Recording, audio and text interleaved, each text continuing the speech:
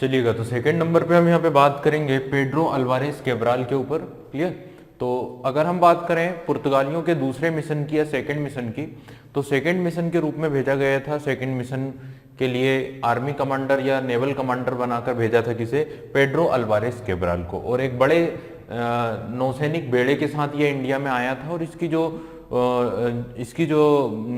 जो basically work था, basically जो मुख्य काम था, वो अपने ट्रेड को क्या करना? सिक्योर करना, अपने ट्रेड रूट को मजबूत करना और अरबियों को क्या करना है? इंडिया के ट्रेड से पूरी तरह से खदेड़ना है। तो इस पर्टिकुलर टास्क के साथ इसे भेजा था और इसे भेजने का काम किया था जो पुर्तगाल के रूलर थे मैनुअल फर्स्ट। तो मैनुअल प्रथम के समय पर ही आया था। देखिए, अगर हम बात करें ना वास्को डी गामा की, तो वास्को डी गामा 1498 में आया था और 1499 में वापस भी लौट गया था।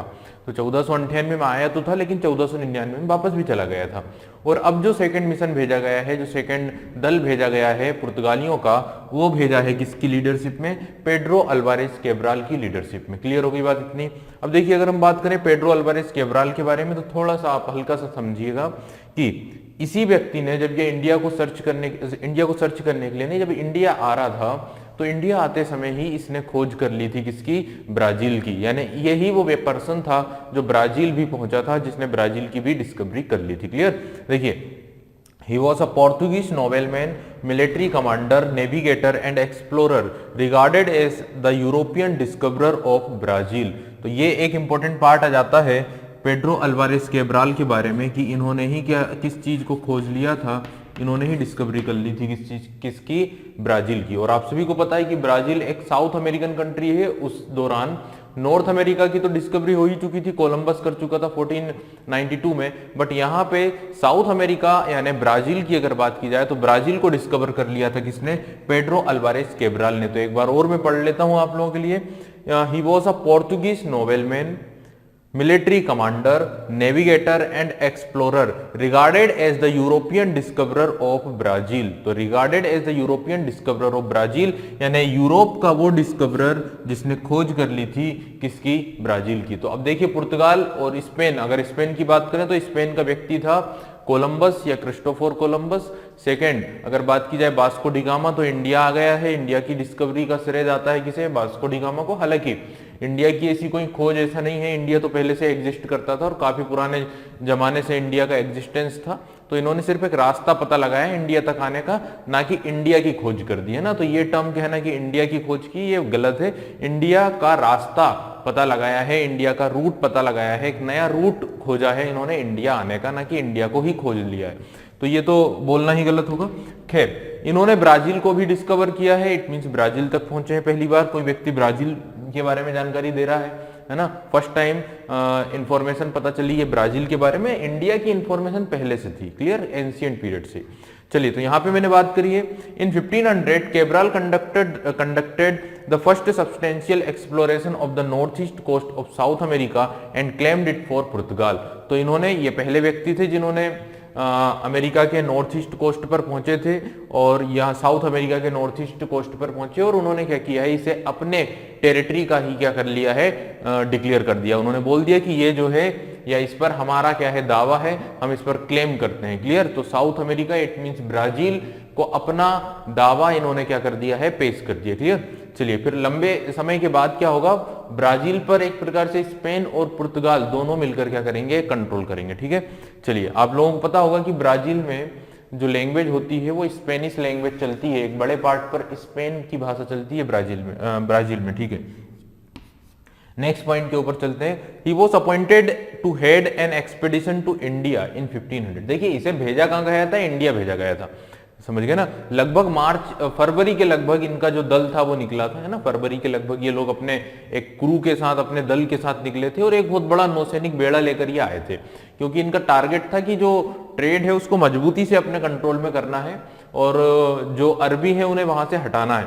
तो यहाँ पे he was appointed to head an expedition to India in 1500 following Vasco da Gama's newly open route around Africa. तो उसी रास्ते पर चलते हुए जिस रास्ते पर वास्को डिगामा आया था। The undertaking had the aim of returning with the valuable spices and establishing trade relations in India, bypassing the monopoly on the spice trade then in the hands of Arab, Turkish and Italian merchants. तो यहाँ पे ये बात clear हो जाती है कि basically target क्या है, the undertaking had the aim of returning with valuable spices and establish trade relations in India.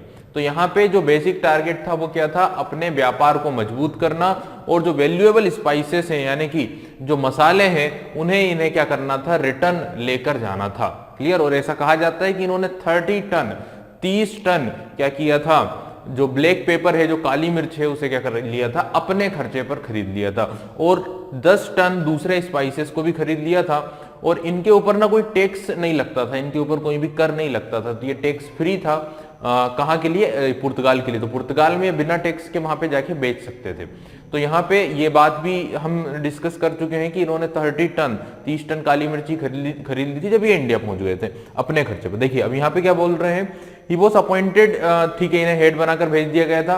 और भी इनका जो टारगेट था वो क्या था, ट्रेड रिलेशनशिप को मेंटेन करना और जो वैल्यूएबल स्पाइसेस हैं उन्हें रिटर्न में लेकर जाना था। साथ ही ट्रेड मोनोपोली जो बनी हुई थी उसे भी यहाँ पे खत्म करने का टारगेट इनका था कि एक तो आपके अरेबियंस, दूसरे इटालियंस और जो तीसरे हैं तुर्किस, जो अब ट्रेड को कंट्रोल में कर रहे हैं या मोनोपोली बना रहे हैं, तो इन लोगों की मोनोपोली को क्या करना था, समाप्त करना इनका एक मुख्य लक्ष्य था, एक मुख्य टारगेट था। क्लियर। चलिए अब और देख लेते हैं आगे।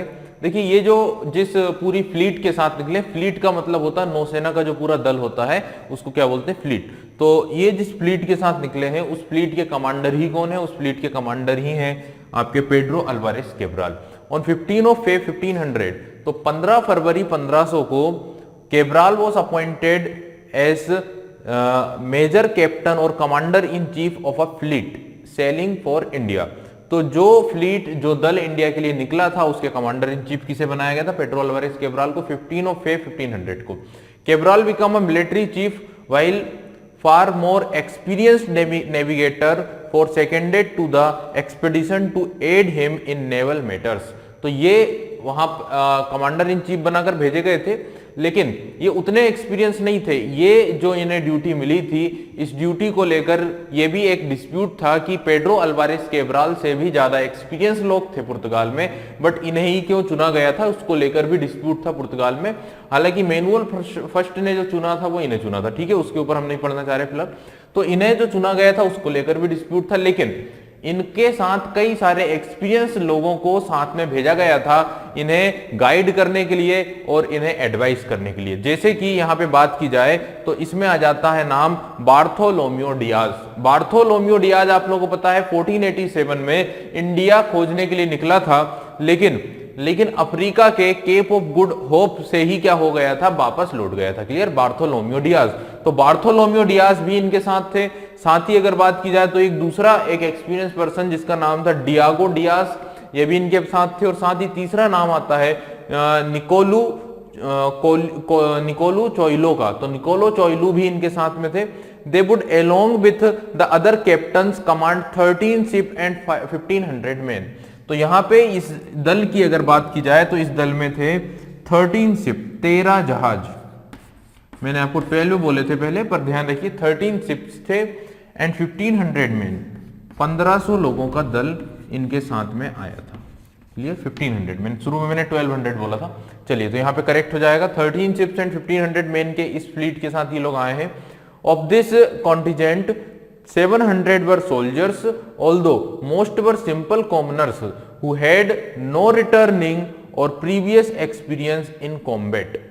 तो यहाँ who had no training or previous experience in combat. तो यहाँ पे इनमें से 700 तो क्या थे, सोल्जर्स थे, 700 लोग क्या थे, सिपाही थे, और बाकी के जो लोग थे वो कॉमन मैन थे। उन्हें कोई भी ट्रेनिंग नहीं मिली थी और उन्हें किसी भी प्रकार का कॉम्बैट एक्सपीरियंस नहीं था, यानी कि युद्ध का, किसी भी प्रकार के युद्ध का कोई भी एक्सपीरियंस नहीं था, अनुभव नहीं था। चलिए तो 1500 दल के साथ, 1500 लोगों के दल के साथ 13 जहाजी बेड़ों के साथ ये इंडिया आ गया है। और इसके साथ 700 क्या है, 700 सिपाही भी हैं, सोल्जर्स भी हैं, बट बाकी कॉमन मैन है जिन्हें कोई ट्रेनिंग नहीं है, जिन्हें कोई एक्सपीरियंस नहीं है। अब देखिए ब्राजील को तो डिस्कवर किया है, फरवरी में निकले हैं। अब इंडिया कब पहुंचे, अगर इंडिया की बात की जाए, कालीकट कब पहुंचे, कालीकट की अगर बात की जाए तो 13 सितंबर 13 सितंबर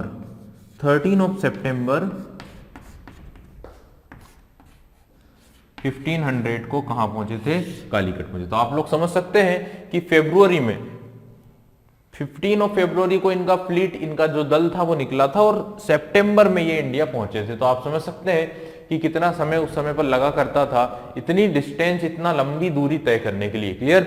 चलिए, the fleet departed Anjadip and arrived in Calicut on 13 सितंबर। तो अंजादीप होते हुए कालीकट पहुंचे 13 सितंबर को। Cabral successfully negotiated with the Zamorin, और इन्होंने मुलाकात करी है सफलतापूर्वक, ये मिले हैं, अच्छे से मिले हैं। किससे? जेमोरिन। जेमोरिन जो कौन था? तो जेमोरिन कालीकट का ही एक रूलर था, एक शासक था, जो हम पहले भी डिस्कस कर चुके हैं, एक हिंदू रूलर था। तो नेगोशिएशन हुआ है इनका जेमोरिन के साथ। And obtained permission to establish a factory and a warehouse, और इन्हें परमिशन मिल गई थी एक फैक्ट्री और साथ ही एक वेयर हाउस को ओपन करने की। तो ये कुछ परमिशन इन्हें मिल गई है जेमोरिन से। अब देखिए आगे, in hope of further improving relations Cabral dispatched his men's on several military mission at the Zamorin's request.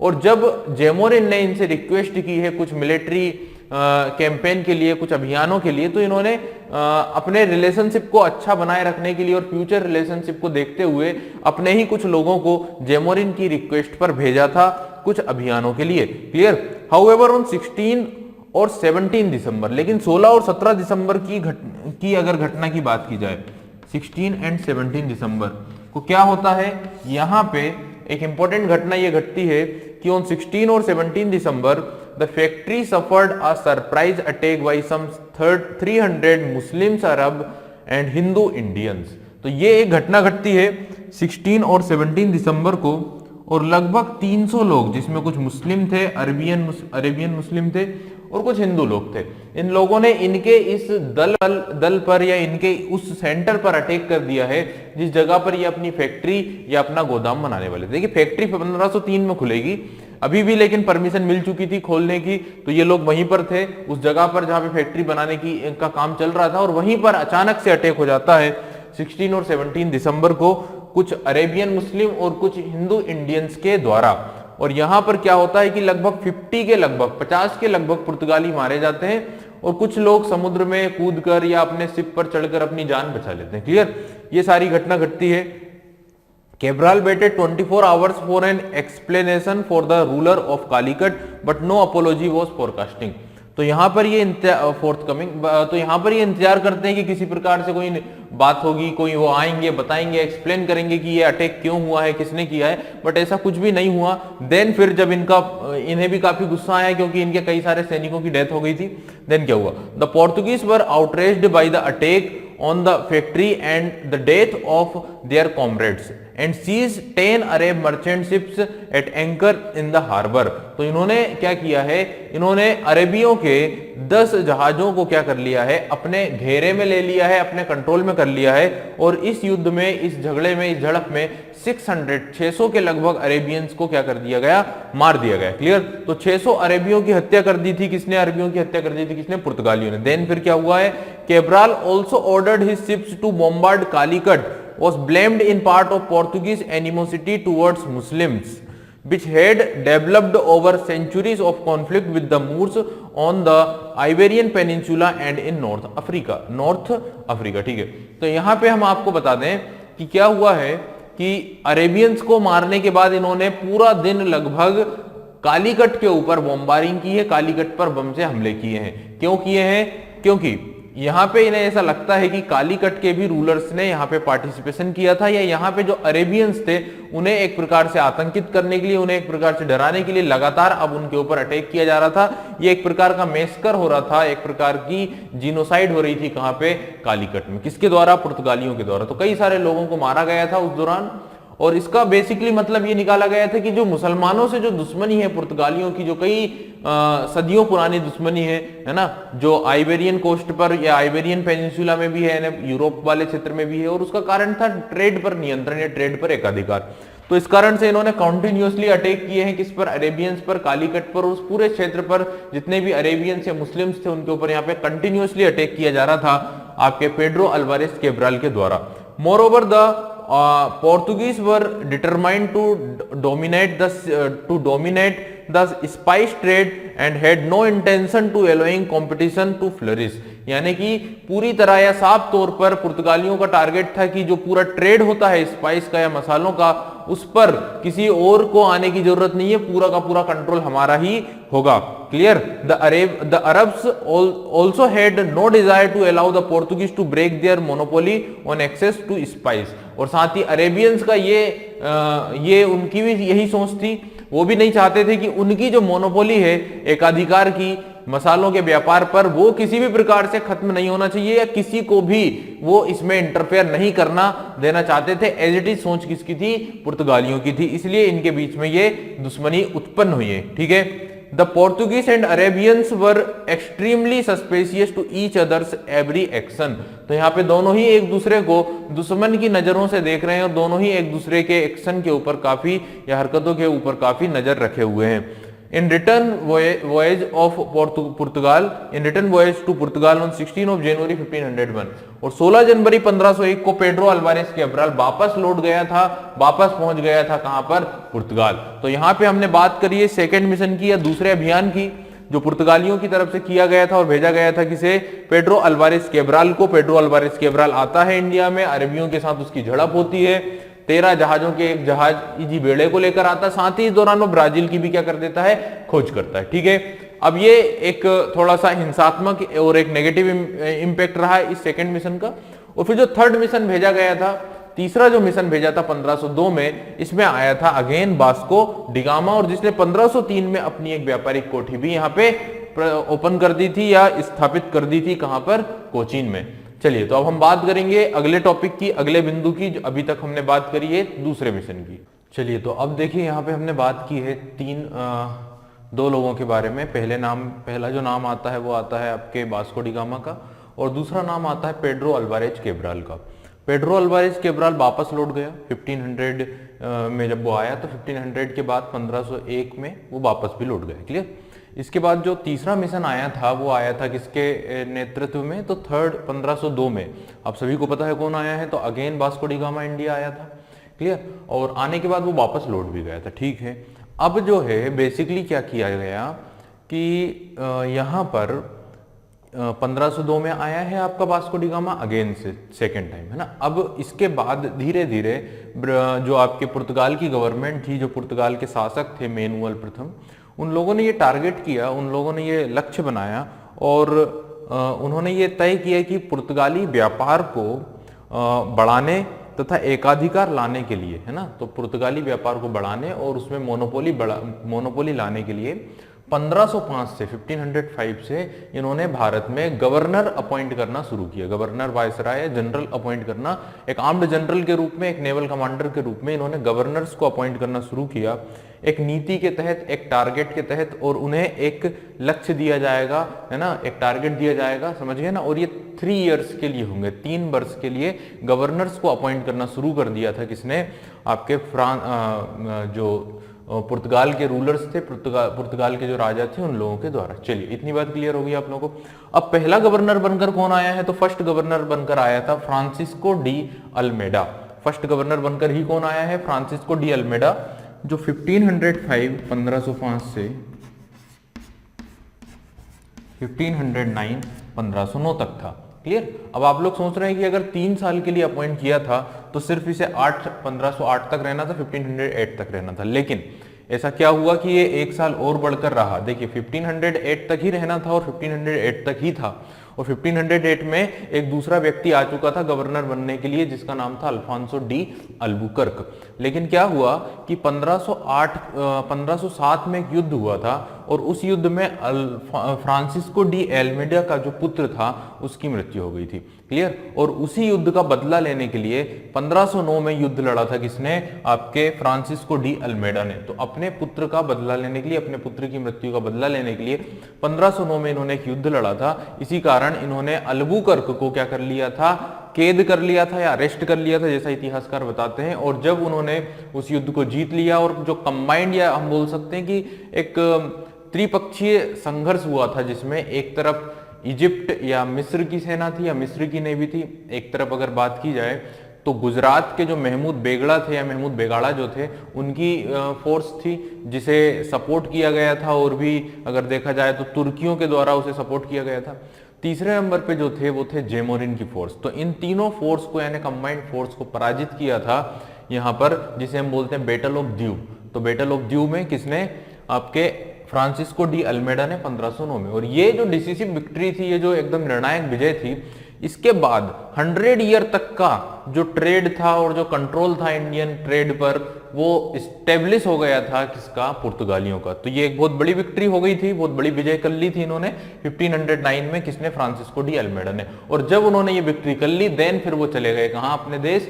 और लौटते हुए जब वो केप ऑफ गुड होप से गुजर रहे थे, यानी कि अफ्रीका का जो सदन किनारा है, सदन जो पॉइंट है, तो वहीं पर वहीं के जो इंडिजीनियस पीपल्स थे उनके साथ इनकी एक भिड़त हुई और यहीं पर इनकी डेथ हो गई थी 1510 में। ठीक है, तो यहाँ पे मैंने हल्का सा डिस्कस किया है किसके बारे में, फ्रांसिस्को डी अल्मेडा के बारे में। और अब हम इनके बारे में थोड़ा थोड़ा जो फैक्ट है उनको समझने की कोशिश करते हैं। तो पहला पॉइंट जो आएगा वो ये आएगा, he was the first Portuguese governor in India. He was the first Portuguese governor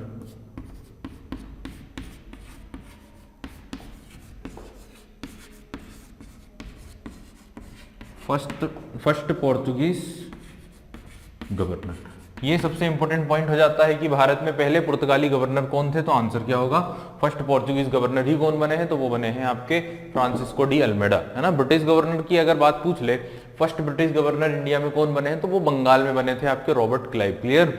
चलिए सेकंड पॉइंट की अगर बात की जाए, दूसरे बिंदु की अगर बात की जाए, तो इसने समुद्री अधिपत्य हेतु, क्लियर, इसने समुद्री अधिपत्य हेतु एक पॉलिसी लेकर आया था। क्लियर, समुद्र पर, यानी अगर हम बात करें तो अरेबियन सी पर, अरब सागर पर या इंडियन ओशियन पर अपना अथॉरिटी करने के लिए, अपनी पावर स्टेब्लिश करने के लिए एक पॉलिसी लेकर आया था। That policy is known as blue water policy. तो ध्यान रखिएगा, इन्होंने ब्लू वाटर पॉलिसी लेकर आए थे।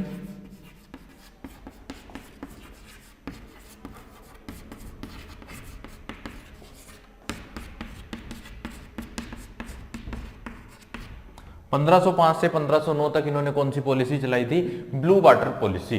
क्लियर। और इस समुद्र से अगर आपको गुजरना होता है ना, अरब सागर से या इंडियन ओशियन से, तो पहले परमिशन लेना पड़ती थी किससे, पुर्तगालियों से। क्लियर होगी बात। भारत में पुर्तगाली साम्राज्य को इसने एक नाम दिया था। क्लियर, इंडिया में जो पुर्तगाली एम्पायर स्टेब्लिश हो गया था या किया जा रहा था, इसको इसने एक नाम दिया था जिसका नाम था एस्तादो दी इंडिया। तो इसने भारत में पुर्तगाली साम्राज्य को जो नाम दिया था उसको कहा जाता है एस्तादो दा इंडिया।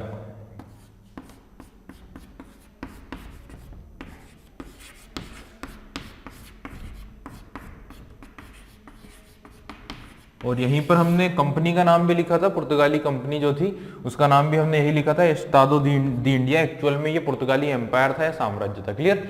तो ये 3 पॉइंट मैंने आप लोग बताए। अब थोड़ा सा और डीप में जाते हैं। देखिए, in 1505 he was appointed as the first governor and viceroy of the Portuguese state in India. It means कि ये पहला गवर्नर बनकर आया था भारत में पुर्तगाली स्टेट का, पुर्तगाली राज्य का, जो जितना भी बना था इंडिया में कोस्टल रीजन्स पर। Clear. Almeida is credited with the establishment of Portuguese authority in the Indian Ocean with his viceroy at the naval battle of Diu in 1509। तो ये जो खास बात है वो मैं बताना चाह रहा था आप लोगों को कि क्या हुआ है। सबसे खास line, Almeida is credited with the establishing Portuguese authority in Indian Ocean. तो इन्होंने इंडियन ओशियन पर पोर्तुगीज अथॉरिटी स्टेब्लिश कर ली थी। ये एक इंपॉर्टेंट पॉइंट यहां पर आ जाता है। Almeida is credited with the establishing Portuguese authority in the Indian Ocean. लेकिन ये कब हुआ था? ये हुआ था इन 1509 में, the naval battle of Diu in 1509। तो battle of due, it means द्वीप की बात कर रहे हैं, दमन और दीप वाला जो द्वीप है उसकी बात हो रही है, द्वीप। 1509 में जो इन्होंने बहुत बड़ी विजय हासिल की थी और इसी के बाद से इंडियन ओशियन पर पूरी तरह कंट्रोल हो गया था। अथॉरिटी स्टेब्लिश कर ली थी किसने? क्योंकि यहाँ पे ना इन्होंने सभी को पराजित कर दिया, जिन जिन से प्रॉब्लम थी, इट मींस अरेबियंस को, इजिप्शियंस को। क्लियर। और साथ ही जो महमूद बेगड़ा थे गुजरात के, जो जेमोरिन थे, उन सबको पराजित कर दिया, कंबाइंड फोर्स को हरा दिया। और ये एक बहुत बड़ी विक्ट्री हो गई है। और साथ ही अब इंडियन ओशियन पर पूरा कंट्रोल बना लिया है किसने?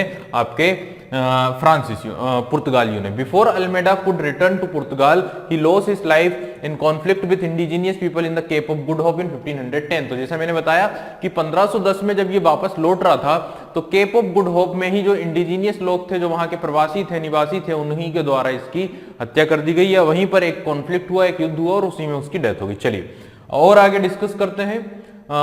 इन 1505 जो किंग थे मैनुअल प्रथम, किंग मैनुअल फर्स्ट, और किंग मैनुअल फर्स्ट की बात की जाए तो पुर्तगाल के रूलर थे। इन्होंने ही अपॉइंट किया था, appointed Almeida as the first viceroy of Portuguese in India with armada of 22 ships including.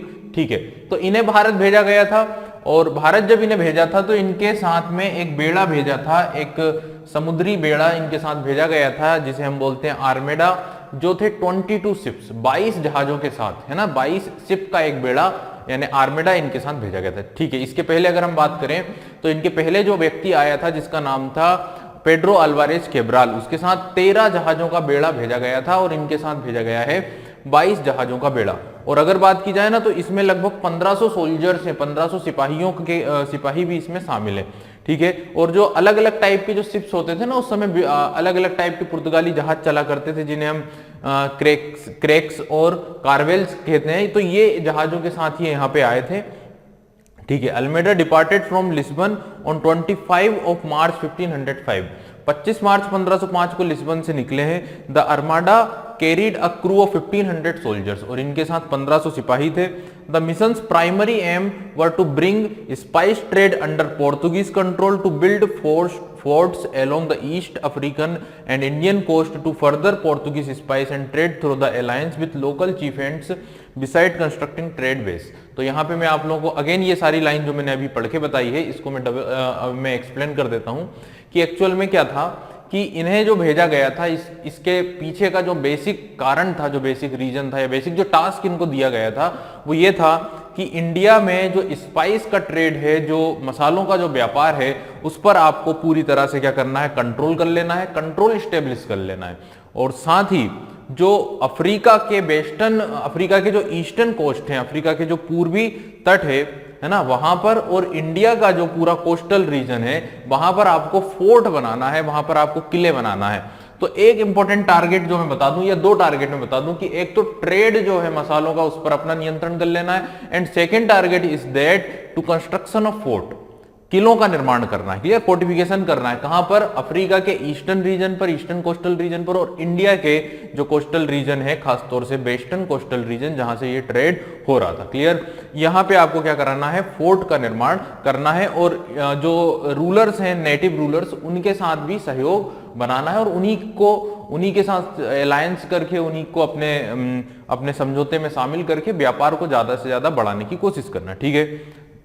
तो ये मैंने आप लोगों को बता दिया फ्रांसिस्को डी अल्मेडा। अब देखिए और हम चीजों को थोड़ा सा और सीक्वेंस में पढ़ने की कोशिश करते हैं।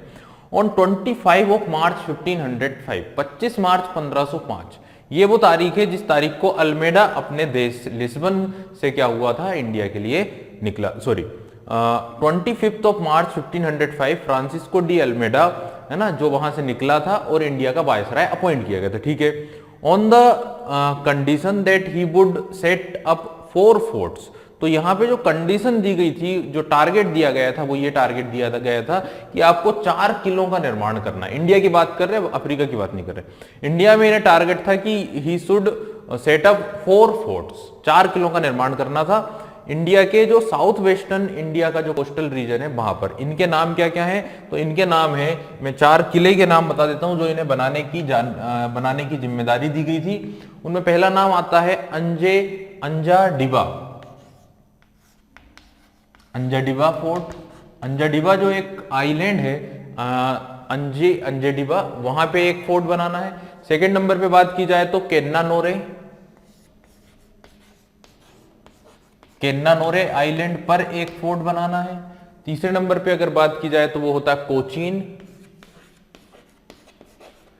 कोचीन में एक फोर्ट बनाना। चौथे नंबर पे आता है क्विलोन।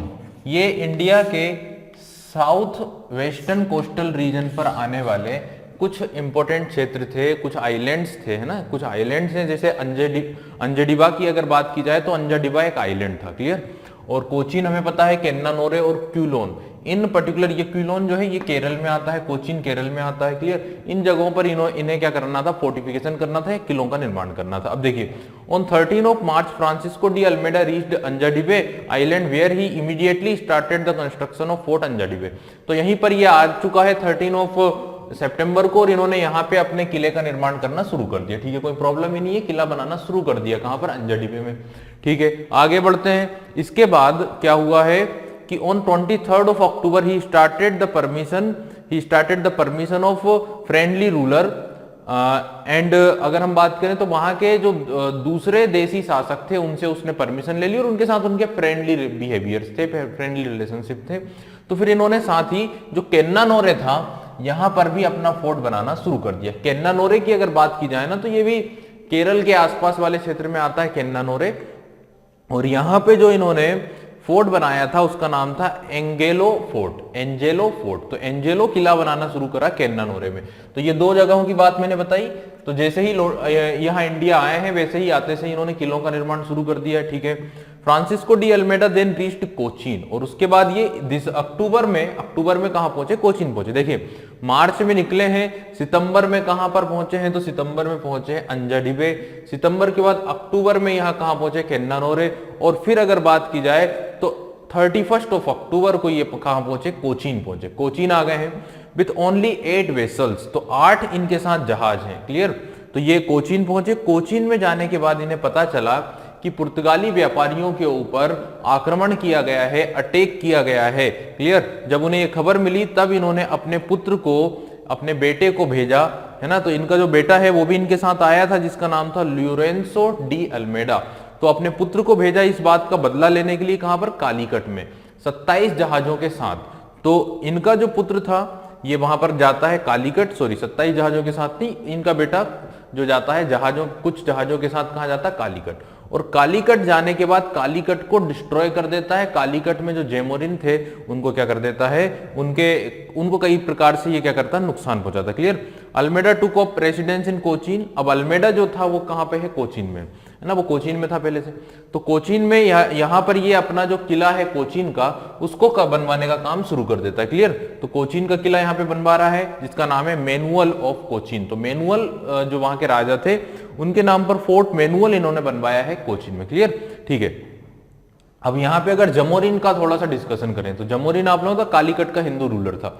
जेमोरिन अब यहां पे देखा जाए तो यहां पे अब उसने पुर्तगालियों से निपटने के लिए या उनसे लड़ने के लिए अपनी एक फोर्स तैयार कर ली है जिसमें 200 जहाज हैं, 200 शिप हैं। तो यहां पे अगर बात की जाए, the Zamorin of Calicut prepared a large fleet of 200 ships to oppose the Portuguese. क्योंकि अब पुर्तगालियों ने भी क्या शुरू कर दिया, फोर्टिफिकेशन शुरू कर दिया है, किले बनाना शुरू कर दिया है ना, अपने कई सारे क्षेत्रों पर या आइलैंड्स पर कब्जा कर लिया है ना। इट मींस कि यहाँ पे जेमोरिन को ये बात समझ में आ गई है कि इनका जो मोटिव है, पुर्तगालियों का जो बेसिक टारगेट है वो यहाँ पे एम्पायर बिल्ड करने को लेकर है। व्यापार के साथ साथ ये यहाँ पे पॉलिटिकल इन्फ्लुएंस भी चाह रहे हैं। तो इस बात से नाराज होकर उसने भी अपनी आर्मी के साथ अटैक करना शुरू किया, ठीक है। तो यहाँ पे मैंने बोला Zamorin of Calicut prepared a large fleet of 200 ships to oppose the Portuguese but in March 1506। लेकिन मार्च 1506 में क्या हुआ कि इनका जो पुत्र था फ्रांसिस्को डी अल्मेडा का जो पुत्र था उसने क्या किया, बैटल ऑफ केन्नानोरे में जेमोरिन को बुरी तरह पराजित कर दिया। तो एक युद्ध हुआ था बैटल ऑफ केन्नानोरे मार्च 1506 में, जिसमें ल्यूरेंसो डी अल्मेडा ने पराजित कर दिया था जेमोरिन को। और यहां पर इसे पराजित करने के बाद इसने साउथ की ओर, है ना, क्योंकि केरल के और साउथ की ओर वो बढ़ा और अपना क्षेत्र को और एक्सपांड किया और कंट्रोल में कर लिया है, कब्जा कर लिया है किस पर, श्रीलंका। श्रीलंका के कोस्टल रीजन को भी कंट्रोल में कर लिया था अल्मेडा के ही पुत्र ने। तो ध्यान रखिएगा कि जब उसने पराजित किया है किसे, जेमोरिन को, और उसके बाद के श्रीलंका और कोलंबो पर भी क्या कर लिया, नियंत्रण कर लिया। Meanwhile the Zamorin succeeded to convincing the ruler of Cannanore. अब यहां पर जेमोरिन ने, जो हार गया युद्ध, उसने क्या किया कि ये जो केन्नानोरे के रूलर थे, जो काफी फ्रेंडली थे किससे, फ्रांसिस्को डी अल्मेडा से, उनको भी अपने साथ मिला लिया और उनको भी इस बात से अवगत कराया कि ये जो पुर्तगाली हैं ये यहाँ पे क्या कर रहे हैं, यहाँ पे एम्पायर बिल्ड कर रहे हैं, सिर्फ और सिर्फ ट्रेड नहीं कर रहे हैं। तो अब जो केन्नानोरे का रूलर था वो भी, हालांकि वो भी परेशान हो चुका था पुर्तगालियों से, तो वो भी अब इनके साथ मिल गए और ये दोनों लोग अब मिलकर साथ में एक साथ हो गए हैं, किसके खिलाफ, पुर्तगालियों के खिलाफ। तो अब यहाँ पे देखिएगा कि पुर्तगाली लोग जो हैं इनके खिलाफ अब कौन कौन हो गया है, तो एक जेमोरिन हो गए हैं, केन्नानोरे के जो रूलर हैं वो इनके खिलाफ हो गए हैं। इसके अलावा अरेबियंस तो पहले से ही थे क्योंकि वो वहां के ट्रेडर्स थे, वहीं के व्यापारी थे। अब देखिए क्या होगा, इन 1507 अल्मेडास मिशन वॉज स्ट्रेंथड। अब यहाँ पे 1507 में अल्मेडा को और ज्यादा स्ट्रेंथ मिल जाती है क्योंकि एक और अगर देखा जाए तो एक और स्क्वाड्रन यहाँ पहुंच जाती है पुर्तगाल से। तो अब इनके पास भी आर्मी बढ़ गई है और साथ ही जो अपोजिशन में है ये लोग भी स्ट्रेंथफुल होते जा रहे हैं, ये लोग भी कंबाइंड या संयुक्त सेनाएं बनाते जा रहे हैं। ठीक है, अब क्या हुआ, इन मार्च 1508, मार्च 1508 में अरब मर्चेंट्स जो थे, अरब जो व्यापारी थे कालीकट के, उन्होंने इजिप्शियन लोगों से हेल्प मांगी। इजिप्शियन यानी कहां के लोग, मिस्र के लोग, मिस्र के लोगों से मदद मांगी, किससे निपटने के लिए, पुर्तगालियों से निपटने के लिए। तो यहां पे बता दूं, इन मार्च 1508 at the request of Arab merchants of Calicut, an Egyptian fleet under the command of Amir Hussein al-Kurdi of the Mamluk Egyptian attacked on the and defeated the Portuguese squadron under the command of Lawrence de Almeida at Chahul in the Battle of Chahul। अब यहाँ पे एक चीज मैं आप लोगों को बता दूं कि 1509 की घटना बताई मैंने आप लोगों को, अब यहाँ पे बता दूं 1508, 1508, 1508 में हुआ था battle of चाहुल।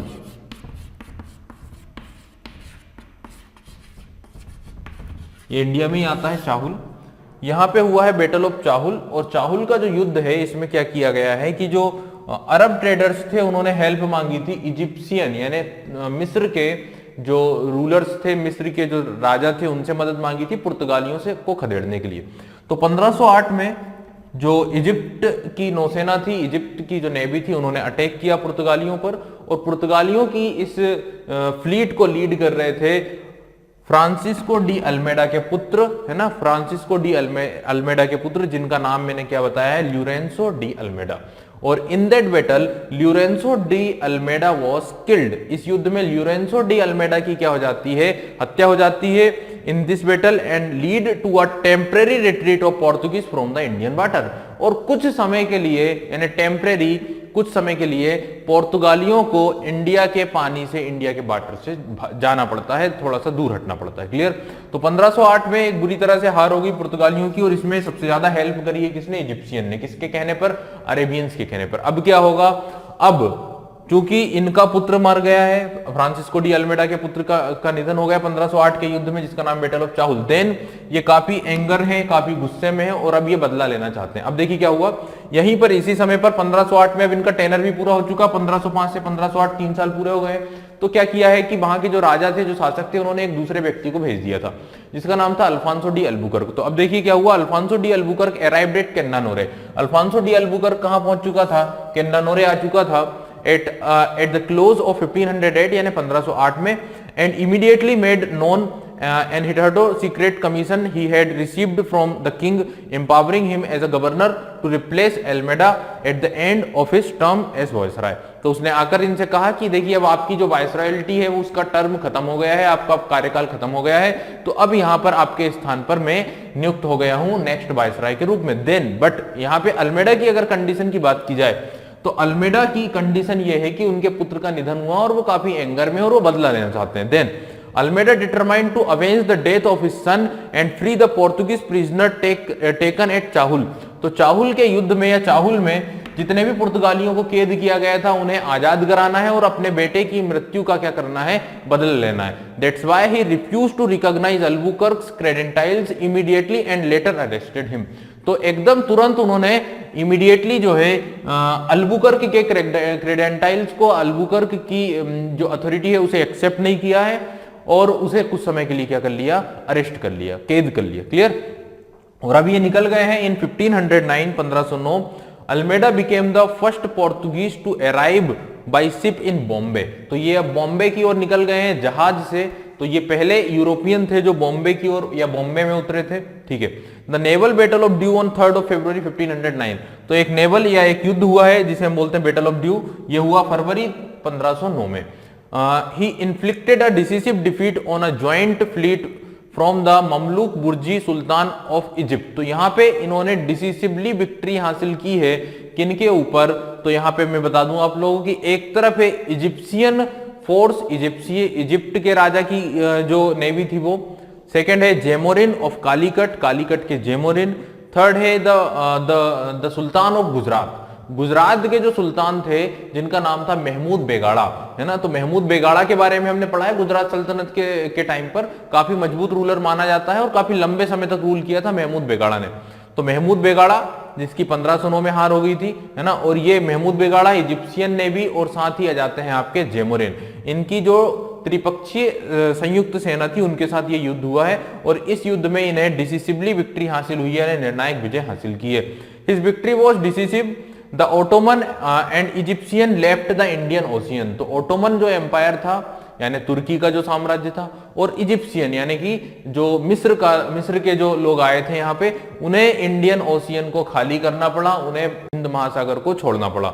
Enabling Portuguese trade monopoly over Indian water for over 100 years, ये एक इंपॉर्टेंट पॉइंट हो जाता है कि इस युद्ध में विजय हासिल करने के बाद इंडियन ओशियन पर और भारतीय पानी पर, भारतीय हिंद महासागर के वाटर पर अगले 100 वर्षों तक इनका क्या हो गया है, इस युद्ध के बाद कंट्रोल हो गया है, नियंत्रण हो गया है। Clear. Into the 17th century when it was ended by the Dutch and English, तो ये अब कब तक चलेगा, 17वीं शताब्दी तक। अभी अगर देखा जाए तो ये 16वीं शताब्दी चल रही है और ये 17वीं शताब्दी तक चलेगा, जब तक कि आपके नहीं आ जाते हैं कौन, जब तक कि नहीं आ जाते हैं ब्रिटिशर्स और डच। तो डचों के द्वारा ही पुर्तगालियों का खात्मा किया गया था, ये हम सभी लोग जानते हैं। तो जब तक डच और अमेरिका ब्रिटिशर्स नहीं आए तब तक इन्होंने यहां पर क्या किया है, कंट्रोल किया है और ट्रेड पर अपना मोनोपोली बनाए रखी है। Albuquerque was released after 3 month, है ना, तो अल्बुकर्क को बाद में छोड़ दिया गया और फिर वही जो है नेक्स्ट वाइसराय बना। तो यहाँ पे मैंने आप लोगों को डिस्कस किया किसके बारे में, यहाँ पे हमने डिस्कस किया है आपके फर्स्ट गवर्नर जिसका नाम था अल्फांसो डी अल्मेडा। देखिए इंपॉर्टेंट पॉइंट मैं आप लोगों को बता चुका हूँ, ये सारे इंपॉर्टेंट पॉइंट्स हैं जो मैंने यहाँ पे लिखे हैं। तो सबसे पहले first Portuguese governor, blue water policy, इस्तादो the India, इन्होंने फ्रांस पुर्तगाली जो साम्राज्य था उसे कहा। बैटल ऑफ ड्यू लड़ा है 1509 में, एक इंपॉर्टेंट विक्ट्री हुई है जिसमें इन्होंने इजिप्शियंस को, जेमोरिन को और साथ ही गुजरात के जो शासक थे महमूद बेगाड़ा, इन तीनों को पराजित किया था। उसके पहले 1508 में, ये क्यों हुआ है, क्योंकि 1508 में कौन सा युद्ध है, बैटल ऑफ चाहुल, चाहुल के युद्ध में इनके पुत्र का निधन हो गया था। क्लियर।